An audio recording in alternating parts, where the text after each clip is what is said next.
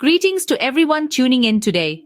Our journey begins in the late 15th century when the British first set foot on Indian soil. It was the East India Company that led the way, anchoring its first trading post in the bustling port city of Surat in Gujarat. But commerce was just the beginning. Over time, the company's influence expanded, spreading like tendrils across the vast expanse of the Indian subcontinent. Crafty and strategic, the British employed a masterful divide-and-rule policy, sowing discord among the Indian princes and exploiting the divisions. The doctrine of lapse was another tool in their arsenal, a policy that allowed them to annex any princely state under the company's protection if the ruler was deemed incompetent or died without a male heir. These maneuvers, among others, were pivotal in establishing British dominance over the land, its riches, and its people.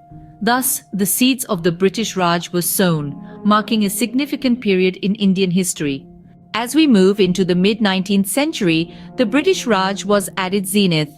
A pivotal event of this era was the Indian Rebellion of 1857, which marked the end of the East India Company's rule and ushered in the direct administration of India by the British government. This transition brought about significant socio-economic changes, which were both progressive and exploitative. The British Raj introduced infrastructural advancements including railways and telegraph systems, propelling India into a new age of communication and connectivity. The English language too was introduced, shaping the linguistic landscape of the nation and becoming a tool for both unification and division. However, these developments came at a significant cost. India's resources were systematically exploited, with its wealth flowing into British coffers. Precious gems, historical artifacts, and innumerable treasures were taken from their homeland and transported to Britain. Today, these stolen riches fill the halls of museums in London, silent testimonies to a time of plunder and pillage. In the midst of these tumultuous changes, the Indian populace bore the brunt of the British Raj's exploitative policies, leading to economic distress and cultural disruption. The essence of India, its vibrant culture, was under threat, its economy drained, and its people subjected to foreign rule. Despite the development brought about during this period, the cost was a heavy one for India, both economically and culturally. With the dawn of the 20th century, the winds of change began to blow across the Indian subcontinent.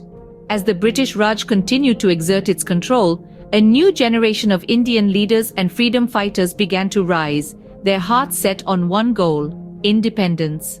Mahatma Gandhi, a name synonymous with non-violent resistance, emerged as a beacon of hope for millions. His philosophy of satyagraha, or truth force, inspired countless Indians to stand against the colonial rule, not with guns or swords, but with peace and non-cooperation.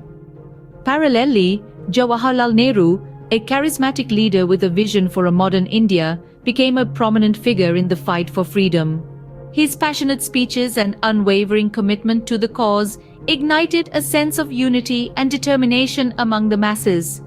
These leaders, along with many others, orchestrated key events that shook the foundations of the British Empire in India. The non-cooperation movement in the 1920s, the civil disobedience movement in the 1930s, and the Quit India movement in the 1940s, each marked a significant milestone on the path to independence. These movements were more than just political strategies.